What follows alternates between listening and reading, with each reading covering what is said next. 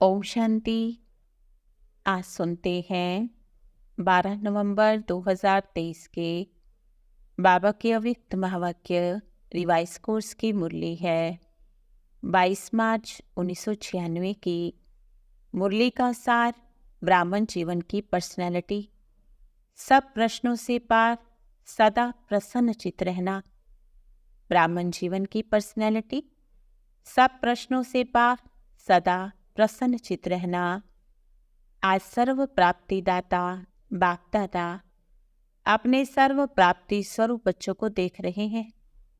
बाप दादा द्वारा प्राप्तियां बहुत हुई हैं, जिसका वर्णन करना चाहो तो बहुत लंबी लिस्ट है।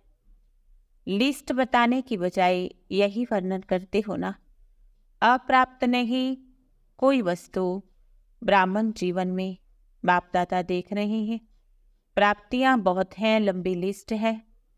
जिसको सर्व प्राप्तियां हैं उसकी निशानियां क्या दिखाई देंगी।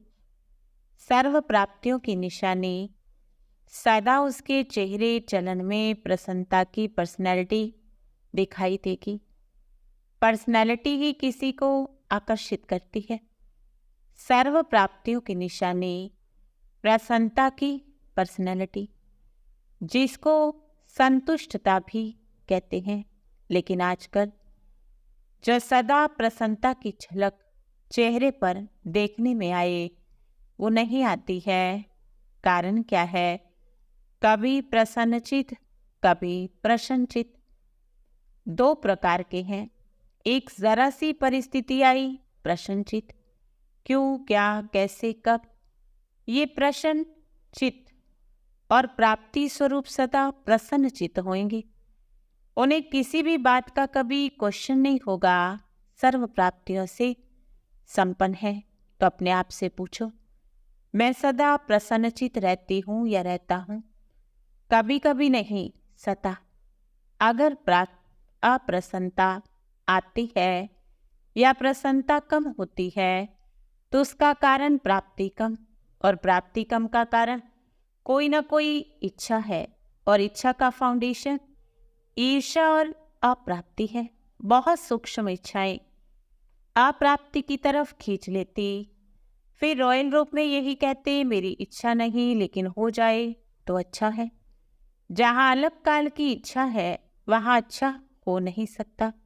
तो चेक करो, ज्ञान की जीवन में ज्ञान के रॉयल रूप की इच्छाएं, चाहे मोटे रूप की इच्छाएं, अभी देखा गया मोटे रूप की इच्छाएं समाप्त हुई, लेकिन रॉयल इच्छाएं ज्ञान के बाद सूक्ष्म रूप में रही हुई हैं। वो चेक करो। बाप दादा भी सभी बच्चों को बाप समान संपन्न संपूर्ण बनाना चाहते हैं, और जिससे प्यार होता है उसके समान बनना कोई मुश्किल बात नहीं है। प्यार के पीछे त्याग करना, परिवर्तन करना क्या बड़ी बात है।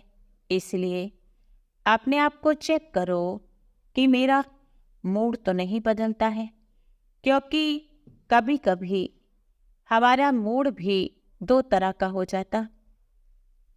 बाबा ने कहा उसका कारण सर्विस में नाम मान शान की प्राप्ति चाहते हैं, और ये अलग काल की प्राप्ति, आकर्षण करने वाली प्राप्ति, ये कच्चा फल है।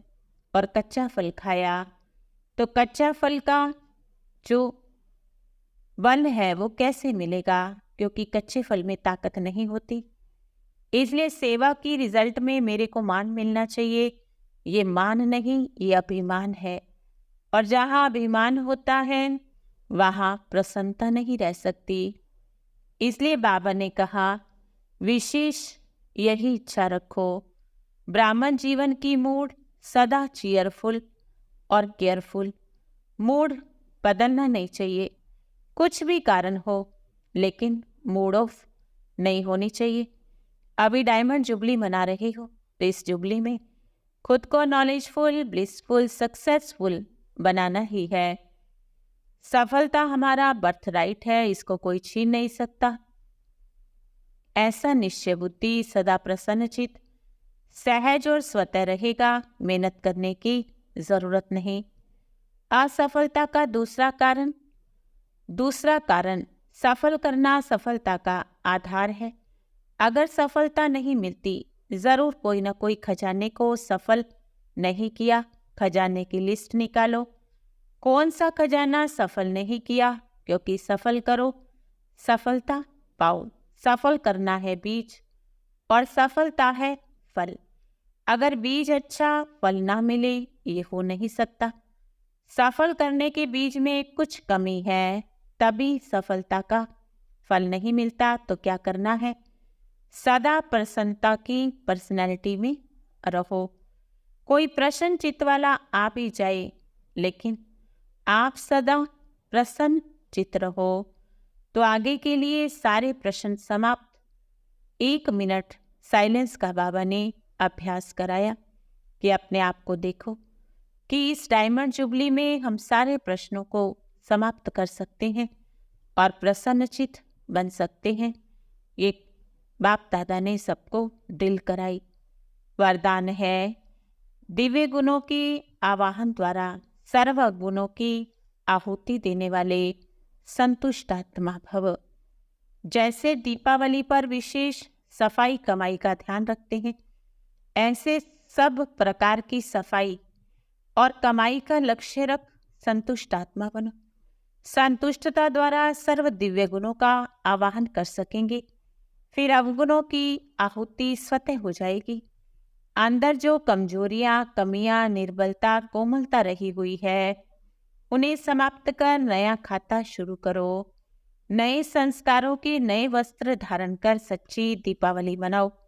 स्लोगन है, बाप की आज्ञाकारी होके रहो तो गुप्त दुआएं समय पर मदद करती रहेंगी। बाप की आज्ञाकारी होकर रहो तो गुप्त दुआएं समय पर मदद करती रहेंगी। ओम शांति।